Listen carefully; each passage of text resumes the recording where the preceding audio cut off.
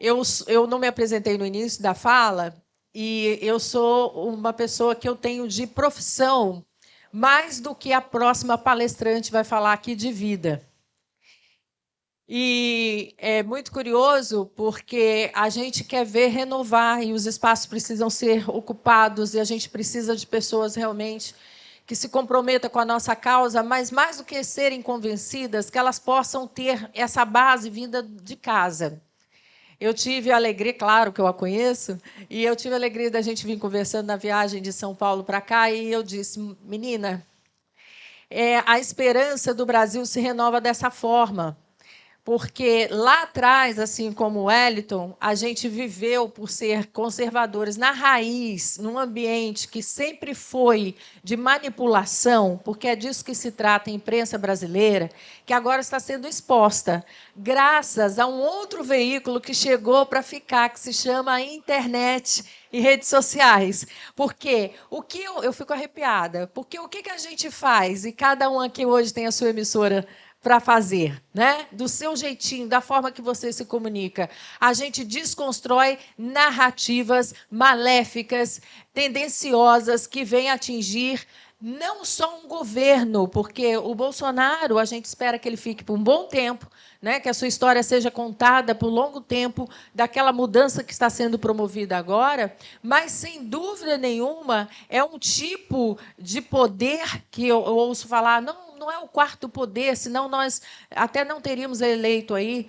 o presidente da República, né? Mas é mais do que isso, ela abarca, ela atinge todas as áreas das nossas vidas, de comportamento. Quem não se sensibilizou, quem não se entristeceu, quem não chorou com o ativismo deles e a defesa por uma criança de 10 anos em nome matando outra que estava por chegar a esse mundo. Tudo graças a uma esquerda e tudo graças à reverberação e à forma como eles apresentam a história para o nosso Brasil. Isso é muito grave. Isso é muito grave. Então, por tudo isso, eu penso que, por mais que a gente tenha aqui do que se queixar, lamentar, lamuriar, é com muito orgulho que eu apresento esse painel para vocês, chamando a nossa convidada, porque ela representa já, nesse momento, essa mudança e essa consciência que a gente precisa ter no jornalismo brasileiro. Ela é comentarista da rádio Jovem Pan, no programa Morning Show, e defende as nossas pautas, e defende aquilo que nós acreditamos ser o pilar, um dos pilares da nossa sociedade, que é a consciência de tratarmos os assuntos, dando nomes do que eles têm que ser chamados mesmo, e mais do que isso, que é a base familiar, que é também um alvo ali certeiro que eles querem atingir em desfacelar, destruir a família na sua base, na sua consistência. Recebam com muito carinho. Ela que veio com o coração aberto, que está com uma agenda abarrotada, porque amanhã é aniversário dela, nossa querida Zoe Martinez!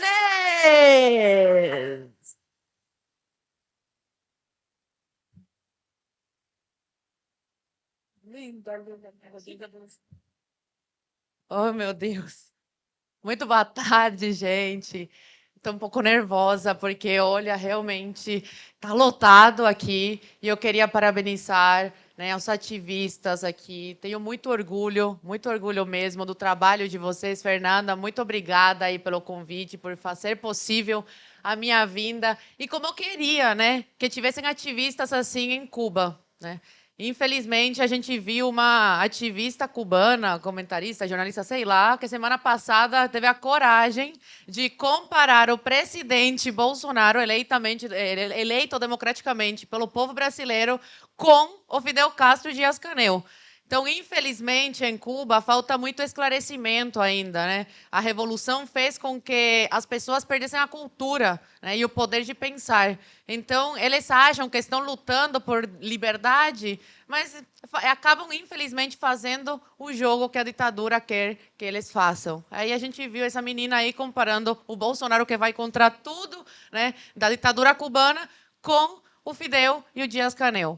Mas, bom, meu nome é Zoe Martinez, Sou comentarista aqui no Brasil, comentarista política, e eu queria iniciar aqui esse bate-papo fazendo uma pergunta para vocês. Vocês já imaginaram vocês vivendo numa ditadura, num país onde vocês não têm nem direito a papel higiênico? Eu venho dessa realidade.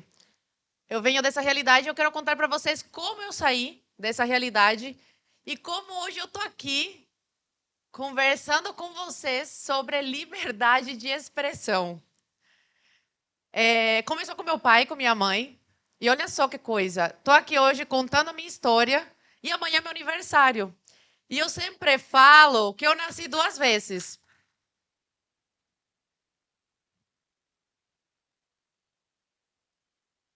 Eu nasci a primeira vez em 99, 26 de junho de 99. E a segunda vez foi quando eu vim para o Brasil. E eu comemoro as 2 datas. Dia 30 de agosto de 2011, cheguei no Brasil.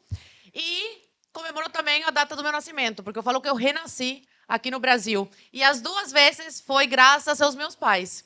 A primeira, eles me deram a vida, e a segunda foi com todo o trabalho e sacrifício que conseguiram tirar eu e minha irmã de Cuba.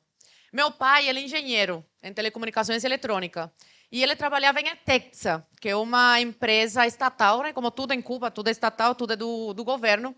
Ele trabalhava com internet, ele vendia internet para os representantes de outros países que iam se reunir com o Partido Comunista de Cuba. Então, ele tinha acesso à internet em 2005, quando era completamente proibido, o cubano ter acesso à internet era crime. Então, ele ocupava um alto cargo nessa empresa estatal. E quando isso acontece, você é obrigado a entrar para o Partido Comunista de Cuba. Quando você entra, aí é uma sentença de que você vai ter que ficar para sempre lá, você não vai ter oportunidade de sair. Então, ele vendo isso, ele não queria isso para a vida dele. Ele sempre quis, em algum momento da vida dele, sair de Cuba. Ele tinha isso nos planos e minha mãe também. E foi aí quando colocaram contra a parede, que falaram, se você não entrar para o Partido Comunista, você vai perder o cargo, que ele ligou para um familiar aqui no Brasil, porque a família do meu pai de criação, meu pai de criação, desde os 3 anos ele me cria, foi o maior presente que Deus me deu na vida, foi esse meu pai que me criou e me deu tudo de bom, tudo que estava ao alcance dele, a família libanesa. Então, uma parte da família foi morar em Cuba, outra parte migrou do Líbano para o Brasil e para a Venezuela. E o avô dele teve o azar, infelizmente, de ter escolhido Cuba para nascer. Ele ligou para essa prima brasileira, ela fez uma carta oficial convidando meu pai para vir para o Brasil, passar 3 meses de férias, mas minha família já sabia que a intenção era ele ficar aqui de vez. Demorou um tempo para autorizar, né? Tinham medo que ele não voltasse. E já assim, quando estava no final de os documentos vencendo e ele quase não conseguindo sair de Cuba, foi que assinaram. Por uma coisa divina, era para acontecer. E foi aí que meu pai saiu de Cuba, minha mãe estava grávida. Ele saiu em junho, foi julho, porque foi depois do meu aniversário de 5 anos. Ele saiu em julho de 2005 de Cuba. E no mesmo ano, minha mãe teve a minha irmã do meio em novembro. Então, minha mãe já estava quase aí estava no meio da gestação quando meu pai veio para o Brasil. Então, imagina que situação, deixar a mulher grávida e uma filha de 5 anos, para ela sozinha cuidar das 2. Então, olha o desespero da pessoa para sair de Cuba. E ainda tem gente que apoia aqui no Brasil isso, mas eu vou chegar até nessa parte. Meu pai vem para o Brasil, fica 3 meses de férias, aí acabam os 3 meses e ele fica ilegal aqui no Brasil. Fica com medo de ir na Polícia Federal, pedir asilo político. E aí, quando completa 1 ano, ele fala, já passou 1 ano, eu tenho que me legalizar aqui, preciso de um trabalho, né, para tirar minha família de Cuba, não dá mais. 1 ano, né, longe da filha, da mulher, das filhas. Né? E aí ele vai na Polícia Federal, pede asilo político e consegue se legalizar. Depois de quase 4 anos, meu pai consegue tirar minha mãe de Cuba. Quase 4 anos. Tá? E eles se falavam uma vez por semana, assim, graças a um primo meu que trabalhava num programa parecido com o Mais Médicos, só que era na Venezuela, e ele tinha e-mail. Ele tinha acesso a um e-mail especial que era para os médicos. E aí ele emprestava para minha mãe se comunicar uma vez por semana com meu pai. Era isso. E a ligação uma vez por mês, que era caríssima. Então, para um casal sobreviver a quase 4 anos de distância. E para um pai estar aqui sem suas filhas e sua mulher é uma coisa muito difícil. E a mulher lá em Cuba, cuidando de 2 crianças, não é fácil. Passados esses quase 4 anos, meu pai consegue tirar minha mãe de Cuba, graças a um amigo argentino naturalizado brasileiro, que fez uma carta, igual que a prima do meu pai fez para ele, convidando a minha mãe para vir de visita. Minha mãe vem para o Brasil, deixa eu e minha irmã em Cuba, chega no aeroporto e já vai direto na Polícia Federal. Pedir asilo político, porque ela era casada com meu pai, então tinha, né, direito à mesma lei que meu pai. Minha mãe chega, fica aqui no Brasil, engravida, não estava nos planos, meus pais estavam muito mal financeiramente, eles tinham gastado todo o dinheiro para tirar minha mãe de Cuba, minha mãe tinha vendido tudo de casa, tudo que eles tinham em casa, para ela conseguir sair. E aí recebe a notícia que estava grávida. Mas acabou que foi uma bênção. Tem muita gente que fala, engravidou para facilitar a saída. Não, minha mãe realmente não queria, ficou uma situação muito complicada, mas tendo uma irmã brasileira facilitou a nossa saída. Então, tem uma lei, reunião familiar, que foi com essa lei que eles conseguiram tirar a gente de Cuba. Você passaram 3 anos disso. Depois de 3 anos, eles conseguem tirar, eu e minha irmã, de Cuba. Meu pai conhece a minha irmã do meio com 5 anos de idade, volta a me ver aos 12. E a gente conhece a nossa irmã caçula brasileira, que nasceu em Santa Catarina, Joinville, com quase 3 anos de idade. Então, foram 7 anos de separação familiar. Mas por que eles saíram se Cuba é tão maravilhosa, né? Como alguns esquerdistas falam? Porque Cuba não tem liberdade, porque Cuba não tem papel higiênico, porque Cuba não tem educação de qualidade, nem saúde de qualidade. E se você tem a coragem de sair e reclamar pelos seus direitos fundamentais, você vai parar na prisão, como a gente viu no ano passado, em 11 de julho. Que até hoje tem presos políticos por causa dessa manifestação. Que não foram manifestações pacíficas e eles só pediram uma coisa: liberdade. Liberdade e dignidade para o povo cubano. Tem menor de idade preso até hoje em Cuba, condenado a 20, 30 anos de prisão. Então, por todos esses motivos, meus pais tomaram essa decisão drástica e difícil de deixar as filhas em Cuba para depois, por um bem maior, né? Por um bem maior, que hoje, graças a Deus, a gente está aqui no Brasil. Eu tenho liberdade de estar aqui falando com você sobre um assunto que é o assunto da minha vida. E como eu cheguei no ativismo? Né? Em 2015, na época do impeachment da Dilma, eu estava no ensino médio, eu até então não me interessava muito por política, era muito jovem, né? E uma professora de direita, uma das poucas, chegou para mim e falou: nossa, você se expressa tão bem, você parece mais adulta, porque eu gostava de conversar com ela, eu sempre gostei de conversar com pessoas mais velhas, não é à toa que a minha melhor amiga tem 60 anos. Então, eu não tenho muito assunto com gente da minha idade, tenho uns 5 amigos da minha idade. E aí essa professora falou: abre uma página no Facebook e comece a escrever sobre o regime do Batista, sobre Fidel Castro, sobre a Revolução de 59. E eu falei: será? Eu acho que é muito importante por toda a situação que o Brasil está vivendo. 2015, tinha que alertar as pessoas, né, sobre a Dilma, sobre o PT, sobre os perigos, né, da esquerda. Eu falei: tá bom, então vou abrir. E ela começou a me ajudar nessa página, eu comecei a escrever textos, mas o brasileiro ele não tem esse costume de ler muito. Eu escrevi uns textos, tanto é que hoje eu tenho uma livraria para ver se de alguma forma eu consigo incentivar aí a leitura. E aí não fazia sucesso, eu tinha 5 curtidas nesses textos, só meus pais e minha professora curtiam. Até que um dia, eu estava no ensino médio, numa aula de uma professora X lá, de humanas, e ela fala assim: meu sonho é me aposentar e ir morar em Cuba.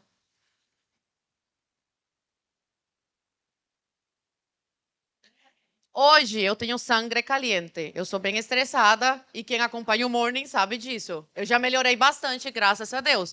Só que naquela época eu tinha 16 anos, gente. Eu era uma criança. Eu não controlava, né, essa coisa que eu tenho desde sempre dentro. É raiva e ódio. Eu tenho raiva e ódio de ter ficado tanto tempo longe dos meus pais, do meu pai ter perdido toda a minha infância. E essa raiva, esse ódio nunca vai passar. E com os cubanos que eu converso, que passaram pela mesma situação, é a mesma coisa. Meu pai e minha mãe sentem a mesma raiva. Meu pai não suporta a esquerda. Quem apoia alguma coisa na frente do meu pai, né, bandeira da esquerda, meu pai fica com ódio mortal. Eu não consigo falar, nossa, o Bolsonaro tá feio hoje. Que meu pai já fica estressado. Até quando entrevistei o Bolsonaro, eu gravei um vídeo e falei, presidente. Aí eu soei meu pai e falei, presidente, meu pai eu não posso falar que que o senhor é feio, que o senhor hoje não tá bem. Que meu pai fica irritado. Ele defende mais o Bolsonaro do que me defende. Então, meu pai é mega direita. Todo mundo que passa pelo regime que eu passei odeia, né, esse regime. E aí, essa professora falou que o sonho era se aposentar e morar em Cuba. Fiquei, gente, mas eu fiquei com tanta raiva que eu cheguei em casa, eu estava vermelha de ódio e eu não sabia como colocar isso para fora. Eu não sabia. E eu gravei um vídeo. Eu gravei um vídeo super agressivo, que eu até ia mostrar aqui, mas, gente, eu fico assim, meio que com vergonha. Eu não mandei para o pessoal. Eu não mandei para a produção. Não. Tem um link no celular. Pode ser, aí eu mostro no final. E aí eu fiz um vídeo e minha mãe falou, não posta que tá muito agressivo. E eu gesticulando, porque eu gesticulo muito, né? Cubano gesticula, latino, né? Sangue é latino. E gesticulo muito. E meus amigos falaram, não posta que tá muito agressivo. Eu falei, quer saber, eu vou postar. E graças a Deus que eu postei. Às vezes temos que ouvir a nossa voz interior. E não o que os outros ao redor estão falando. Sim, é importante o conselho de mãe, conselho de pai, mas às vezes a nossa voz interior, gente, tem que ser ouvida. E eu postei o vídeo viralizou. Na primeira noite, eu postei à tarde, assim, mais para a noite. 5.000 compartilhamentos. Eu comecei a ganhar seguidores. E um dos primeiros seguidores, Bernardo Kister, quem que foi? O professor Olavo de Carvalho.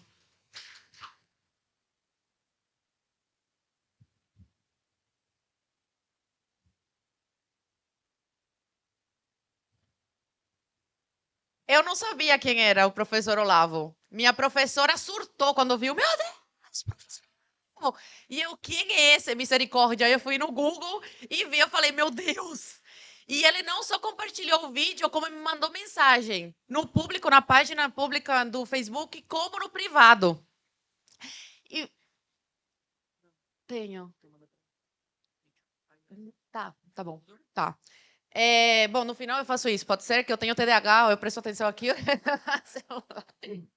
E aí ele foi muito fofo. Ele me mandou uma mensagem super de apoio, princesa, parabéns pela luta, e me ofereceu uma bolsa de estudos no COF, né? Aí eu virei aluna do curso online de filosofia. E aí ele compartilhando o meu vídeo, ele falou sobre mim para o Alan dos Santos, o Alan falou sobre mim para a Bia Kisses, e foi assim que eu fui entrando nesse meio, né, do ativismo. E eu era muito novo, eu não sabia onde eu estava entrando. Eu tinha 16 anos. Meus pais também não sabiam, eles tinham medo. Eles falavam, meu Deus, menina, aquieta, se aquieta, pelo amor de Deus. Eles tinham medo, né? Porque meus pais, eles chegaram no Brasil com 30, 33 anos. Então, eles tinham esse medo e esse trauma de Cuba, né? Que poderia acontecer aqui comigo, o que acontecia com as pessoas que se manifestavam contra o governo e faziam esse tipo de ativismo. E aí, fui entrando nesse meio. As pessoas começaram a pedir vídeos sobre educação, sobre saúde, sobre a vida em Cuba, e eu comecei a gravar. Aí, o segundo vídeo que eu gravei foi sobre meu choque quando eu entrei no mercado no Brasil. Que até hoje eu tenho esse problema, que eu não faço compra em mercado. Eu não vou no mercado, não suporto ir no mercado, eu compro tudo online. Por quê? Porque me deixa atordoada. A quantidade de coisas, de variedade. Então, assim, shampoo, vários tipos de shampoos em marcas. E lá em Cuba não, lá em Cuba é tudo muito racionado, a caderneta de alimentação.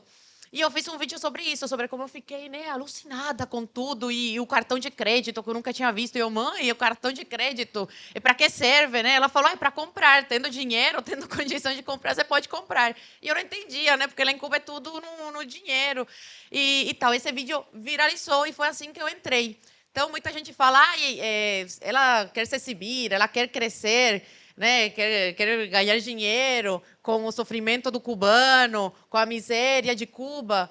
Não, eu comecei a monetizar meu canal do YouTube no final de 2018, na época da eleição, e foi pelo Alan dos Santos que falou: "Meu Deus, menina, monetiza. Esse é o seu trabalho hoje". E eu falava: "Não, eu não quero, eu me sinto mal monetizando com vídeos sobre a desgraça do meu país". Então, eu acho que é por isso que eu cheguei tão longe, sabe? Eu acho que é por isso que tantas pessoas se identificam comigo. A Liliane viu, né? No aeroporto, pessoas que param, tiram foto e falam: Meu Deus, eu sou seu fã, te acompanho todos os dias no morning. Porque as pessoas percebem, né? Elas olham para você e elas percebem quando você é de verdade, quando o que você defende, apoia é de verdade. Então, eu, como todo ser humano, vou errar. Semana passada no morning eu errei.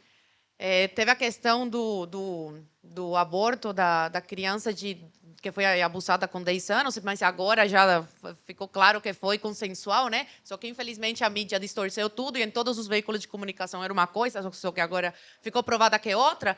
E eu, como comentarista, às vezes a notícia chega na hora, eu tenho que comentar sobre isso na hora, ao vivo. Às vezes a gente vai para o break e volta e tem que comentar a notícia. E eu acabei fazendo um comentário do qual eu me arrependi depois, porque toda a verdade veio à tona. E essa semana eu me desculpei, pedi desculpas, reconheci meu erro. Né?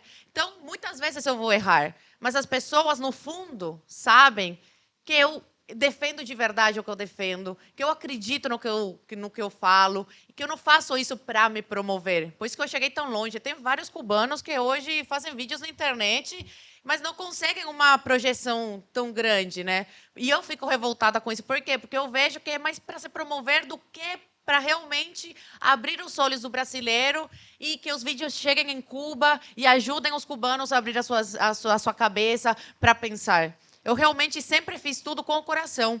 Essa semana, quinta-feira, eu apresentei meu TCC. Graças a Deus, depois de 5 anos de muita luta e trabalho para pagar a minha faculdade, que desde o primeiro dia eu que paguei, eu tenho muito orgulho disso. Apresentei meu TCC e meu TCC foi sobre o quê? Comunismo, nazismo e regimes totalitários. Por que o comunismo é visto como lindo e romântico por muitos brasileiros e por muitas pessoas de todo mundo e o nazismo não? É uma coisa que sempre me chamou atenção e eu me questionava. Então, decidi fazer o meu TCC sobre isso, apresentei. Os professores ficaram super satisfeitos, pediram para publicar, tirei 10, tirei o máximo. E a Hannah Arendt, eu citei muito ela no meu trabalho. Ela é uma filósofa alemã que viveu na época aí do nazismo, fugiu da Alemanha nazi e foi morar nos Estados Unidos. Então, eu me identifico muito com ela porque ela viveu as duas realidades. Ela viveu um regime totalitário e viveu um regime democrático, né? Igual a minha história. Não que o Brasil seja muito democrático atualmente, mas ok, o Bernardo vai tocar nesse assunto, né? Depois de mim. E ela tinha duas ideias de liberdade. Ela falava que tem dois tipos de liberdade: a liberdade interna e a liberdade externa. A liberdade interna ela nasce com você, né? Você é um ser pensante. É o que você fala dentro de casa, são seus pensamentos. Esse tipo de liberdade é o único que existe em ditaduras, é o único que a gente tinha. E me lembrou muito minha época em Cuba, porque minha mãe ela falava: o que você escuta em casa, você não pode repetir na rua. Então, você nasce com essa coisa de liberdade interna, de o que eu penso, eu não posso falar em público. E a outra liberdade é a liberdade externa, é aquela do ser político. É quando você se torna um ser político, você vai para o âmbito público e você se coloca a sua opinião. Né? Isso, aqui no Brasil, uma das perguntas no TCC foi essa. No Brasil, né, tem a liberdade interna e a liberdade externa. E eu vejo, é engraçado, mas eu vejo muito que as pessoas têm mais a liberdade interna do que a externa. Aqui no Brasil, a gente não usufrui tanto da liberdade que a gente tem. Né? Os grupos, infelizmente, eles acabam não aceitando opinião contra. E você acaba se fechando, né? Com medo de dar a sua opinião, de expressar a sua opinião. Hoje, eu vejo que na sociedade que a gente vive, são corajosos os que têm a coragem de vir aqui e opinar. E é isso, porque eu tenho certeza que eu tenho opinião, eu sou conservadora, sou de direita, mas eu tenho opinião que vocês discordam de mim. E eu tenho coragem de vir aqui e falar. Isso é liberdade externa. Mas nem todo mundo tem, porque tem medo do cancelamento, né? Tem medo de ser massacrado, de perder aí a sua bolha, porque a sociedade é feita de bolhas. O que eu acho um desperdício isso. Porque eu saí de uma ditadura, como Cuba, não tinha liberdade.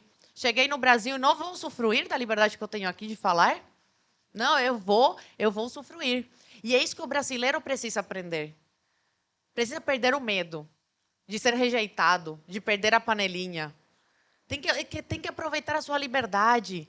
Tem que falar o que você pensa, mesmo que o outro discorde. Essa é a graça da democracia. Essa é a graça da liberdade. E você só valoriza isso quando você a perde, quando você perde a sua liberdade. Então, acho que o brasileiro ele tem que aprender a valorizar mais isso. E por isso que eu me engajei tanto nessa causa, que eu não sabia onde ia dar. Eu não tinha noção. Eu comecei como ativista em 2016, tinha 16 anos, uma jovem que só queria alertar as pessoas sobre o que é o comunismo, sobre como o Brasil corria risco. Depois fui trabalhar na Câmara Federal como assessora parlamentar e depois me tornei uma comentarista política. Nunca, nunca, nunca, nunca em toda a minha vida eu imaginei, nem minha família, nem meus amigos, que eu me tornaria uma comentarista política. Eu sou cubana, naturalizada brasileira, e eu trabalho como comentarista política aqui no Brasil. Sabe por quê? Porque desde que eu cheguei aqui, eu falei, eu vou fazer valer o trabalho, o sacrifício que meus pais tiveram para tirar eu e minha irmã de Cuba. Todas as coisas das quais meus pais abriram mão, todos os sofrimentos, todo o trabalho que meus pais tiveram para ganhar dinheiro e tirar a gente de Cuba, fazer toda a documentação e livrar a gente daquela ditadura. Então, todos os dias, quando eu acordo, eu falo, eu tenho que fazer valer. Eu terminei a minha faculdade.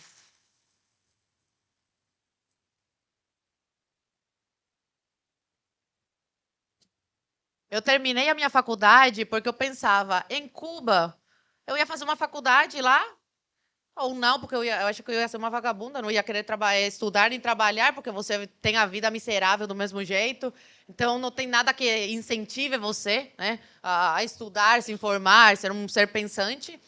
Lá em Cuba eu não teria essa oportunidade, então aqui eu vou fazer uma faculdade, eu vou me formar e vou dar o título para os meus pais, para toda vez que eles pensarem no sofrimento que eles passaram, né, pensarem, valeu a pena cada segundo, cada sofrimento, cada hora, minuto separados, né, das minhas filhas.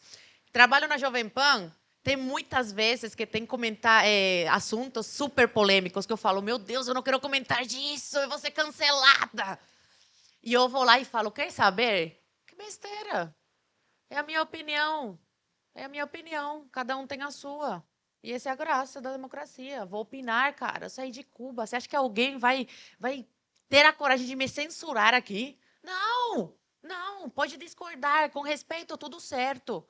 Então, tudo que eu faço hoje na minha vida, cada coisinha é pensando nisso. Em Cuba eu não teria essa oportunidade. Então, aqui eu vou agarrar, vou subir no cavalo e vou aproveitar. E só quem não cresceu sem liberdade consegue pensar dessa forma. Porque muito brasileiro fica usando camiseta do Che Guevara, camiseta de Fidel Castro, fica fazendo graça e viva a revolução, proletariado. Por quê? Porque nasceu em bercinho de ouro, porque nunca faltou nada, porque não tem ideia ou não quer ter ideia do que eles estão defendendo. Então, só quem viveu na pele, né, na prática, consegue ter noção.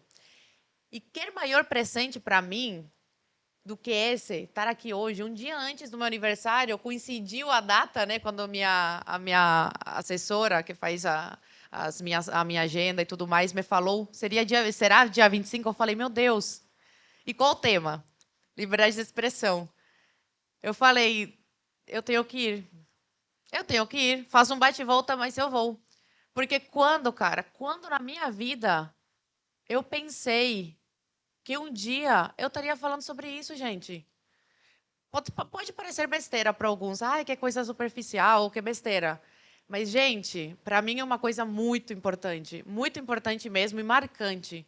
Todos os dias, todos os dias. Hoje, principalmente, porque você fica mais reflexivo, né? Chegando o seu aniversário. E você pensa, inevitavelmente, sobre tudo que você já viveu, sobre a sua infância. E eu fico pensando, meu Deus, essa menininha que não gostava de estudar em Cuba. Gente, eu não fazia nada em Cuba. Aos 12 anos de idade, eu não tinha perspectiva alguma. Os pais dos meus amigos não queriam que eles andassem comigo, porque eu não fazia nada, eu era uma vagabunda. Não, eu odiava estudar e minha mãe ficava preocupada, porque falava, meu Deus, eu adoro estudar e toda a família tem diploma e a minha filha não vai ter diploma. E eu fico pensando nessa menina e na mulher que eu me tornei, batalhadora, aguerrida, que vai atrás do que quer, que vai atrás, que trabalha, que faz acontecer. É inevitável, passa um filme pela nossa cabeça. E hoje, gente, nunca imaginei. Eu estou sendo assistida aqui.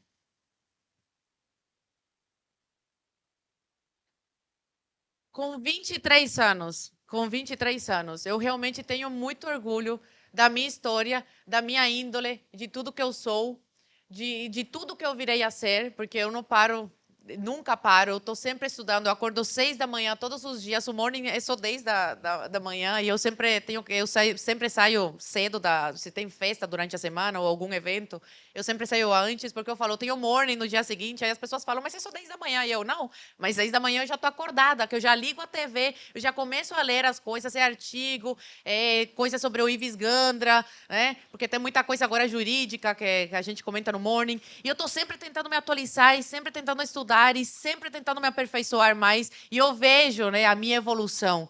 Eu não vou parar por aqui, eu não vou parar tão cedo, né?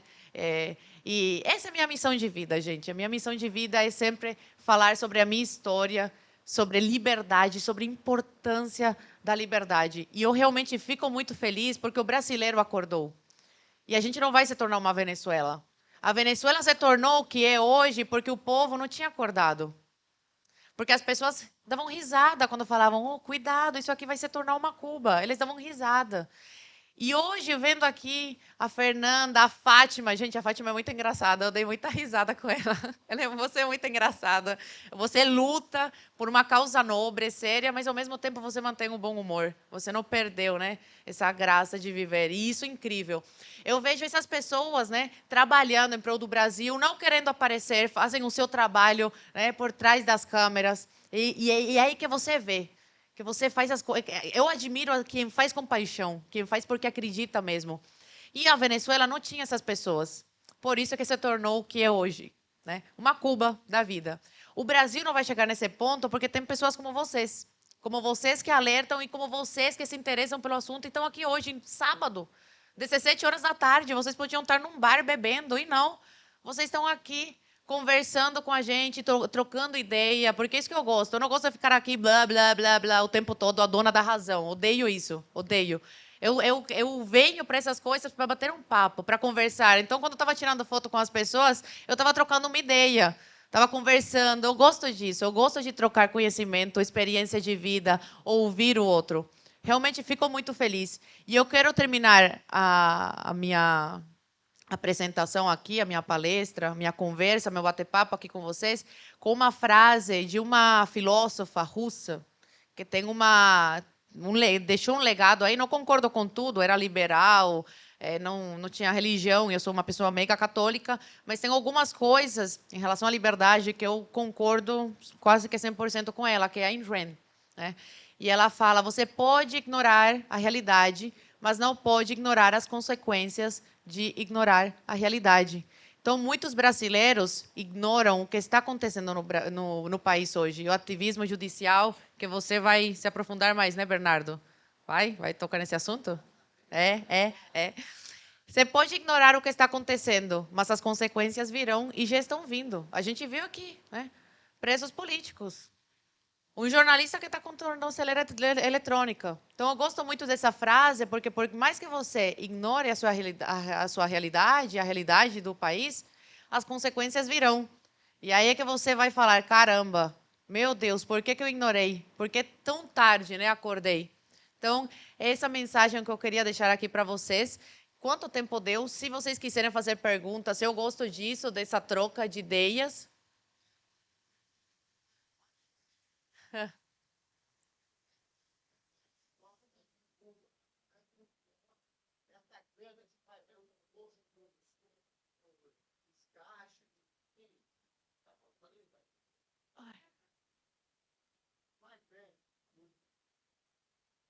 Mais médicos.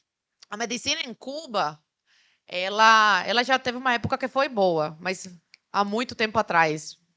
Recém o triunfo da Revolução, quando triunfou a Revolução, depois foi cada vez pior, porque eles fecharam a economia, não tinham dinheiro, a antiga União Soviética que financiava caiu e eles precisavam de algum sustento. Então, eles começaram a produzir médicos. Médicos em grandes quantidades e não pressaram pela qualidade. Então, atualmente, uma máquina de fazer médicos para mandar para fora e ganhar muito dinheiro com isso. E o próprio cubano fica assim, médico. Minha avó precisava fazer uma cirurgia, esperou mais de um ano, porque não tinha especialista em Cuba. Cadê o especialista? O especialista estava no Brasil, estava na Venezuela, estava no Panamá, trabalhando como escravo e mandando dinheiro para a ditadura cubana.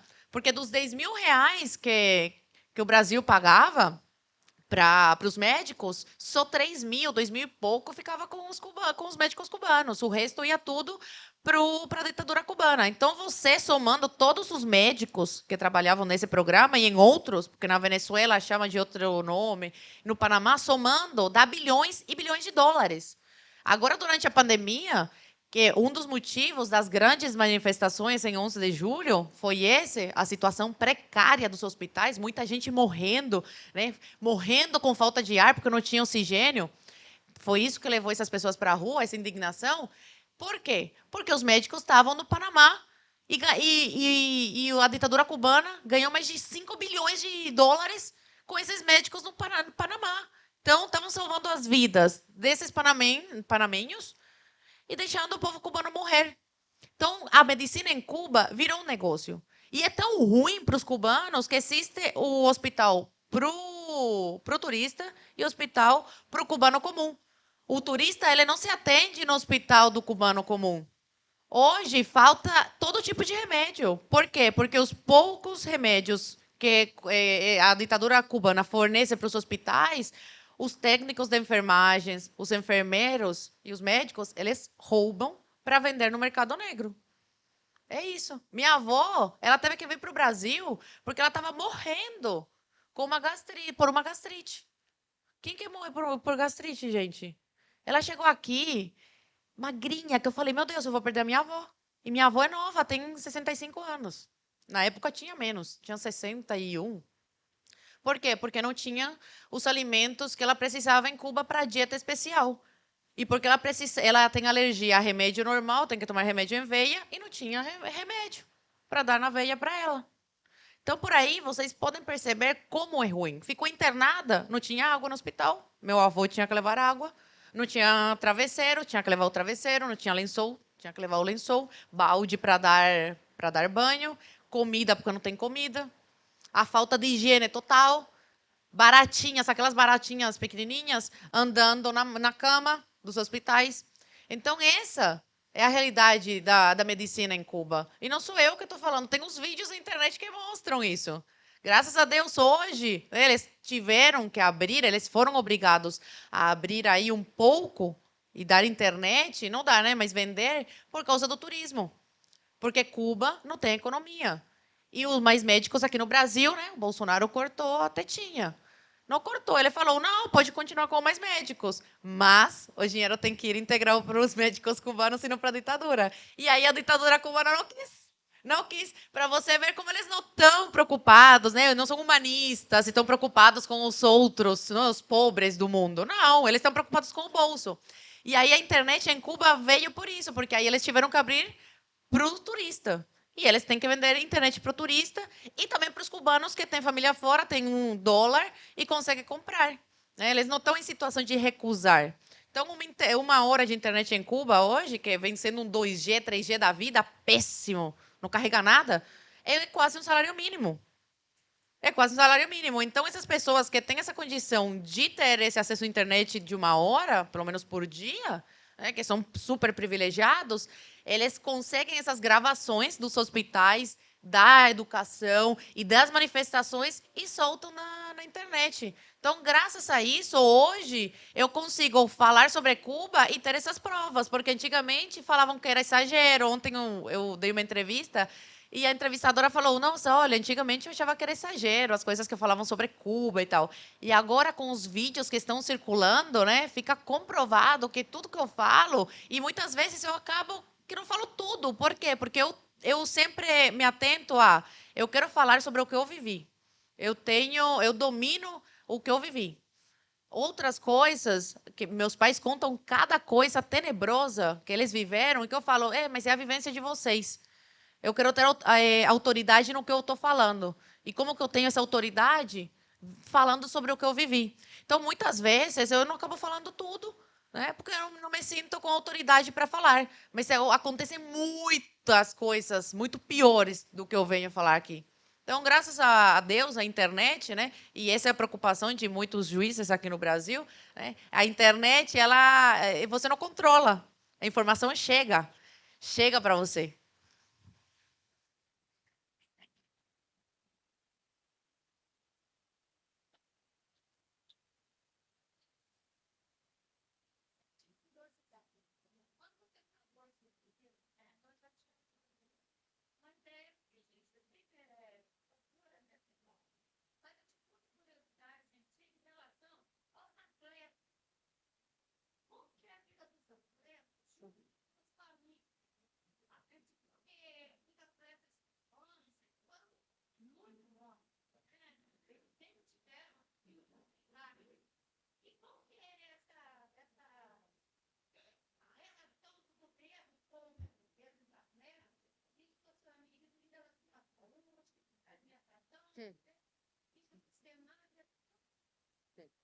Boa pergunta.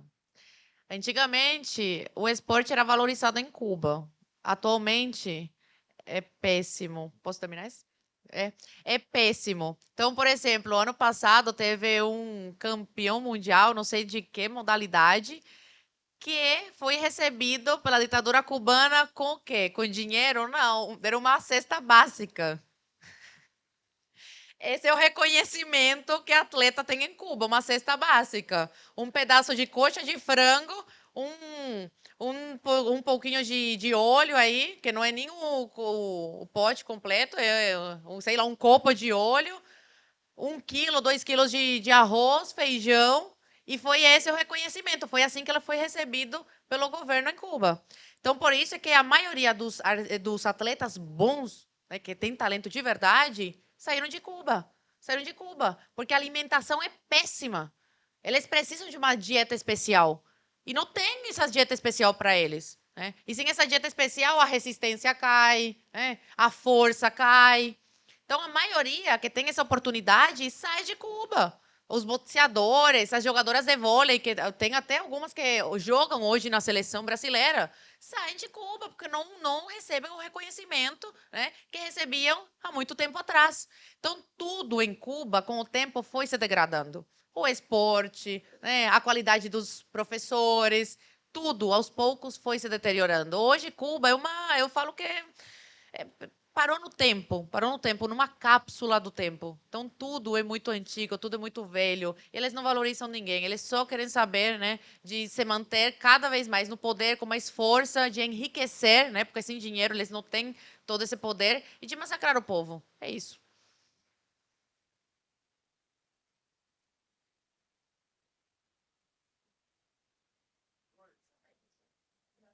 É que eu gosto.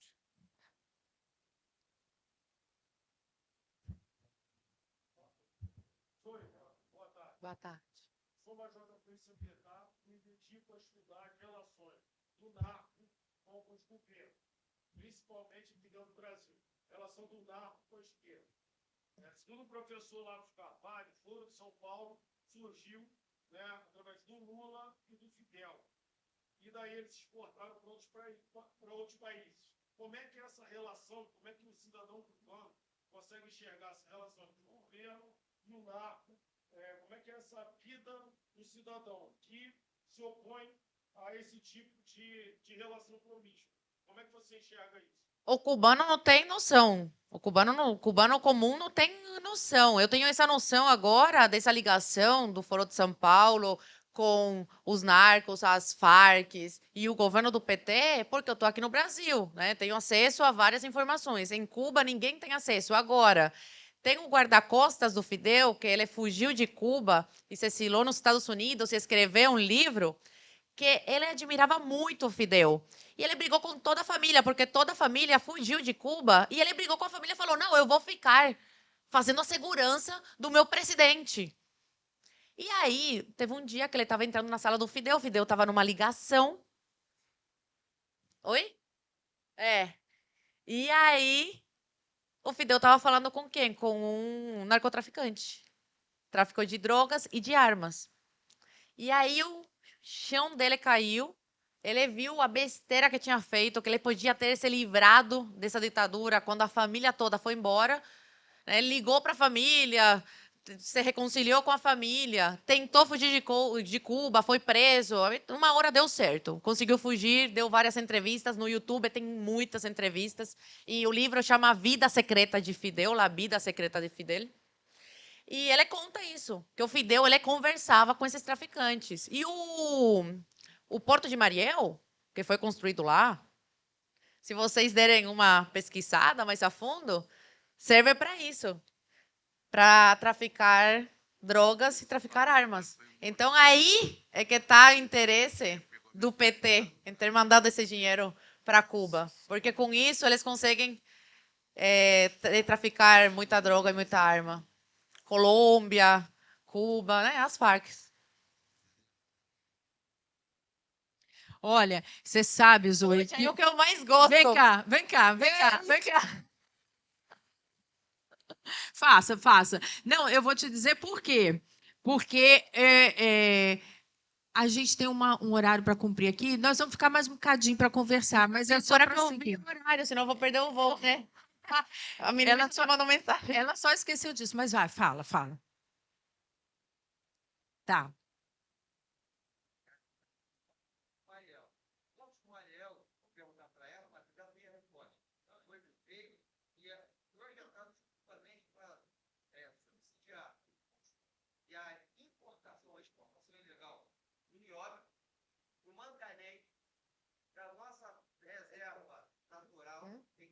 Que tristeza.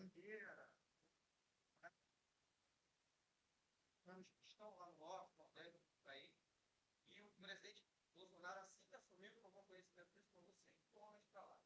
O Porto de Mariel foi projetado justamente no lugar do Bolívia Brasil, com o dinheiro do BNDES, gás é nosso dentro do Acre, gás que a Bolívia exporta para a gente é nosso dentro do Acre. Fizeram uma reserva florestal no Acre, a Bolívia pegou a plataforma que foi criada pelo governo do BNDES, botou lá, e a gente compra o banco, já e sair da Bolívia. Você sabendo disso, você sabendo dessa informação, como é que você entende, como uma cubana, como é que você compreende essa ligação do narcotráfico, do tráfico de minério, principalmente a partido que era anterior ao partido que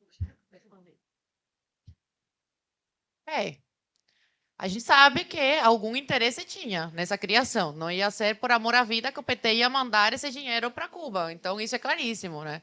E tem a ligação, como eu falei no comentário anterior, com o Foro de São Paulo, né? O Foro de São Paulo, ele é financiado por esses narcotraficantes, né? Que eles têm essa ligação com o governo, né? Mas eu não sabia dessa questão do unióbio. Eu sabia do tráfico de drogas e do tráfico de armas. Agora, dessa questão eu não sabia.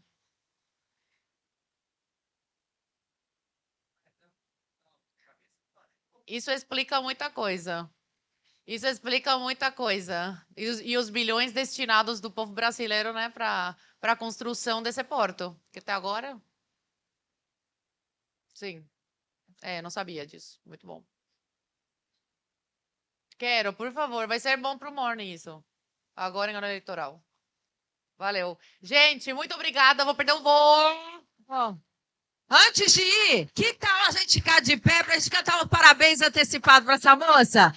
Parabéns a você nessa data querida. Muitas felicidades, muitos anos de vida. Parabéns a você nessa data querida. Muitas felicidades, muitos anos de vida. Deus te abençoe, Zoe.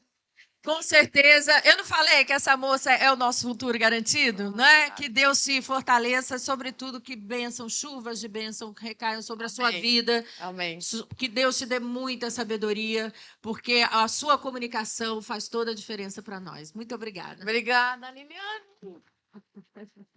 Obrigada. Você vai. Brava gente brasileira, longe vá, temor servir.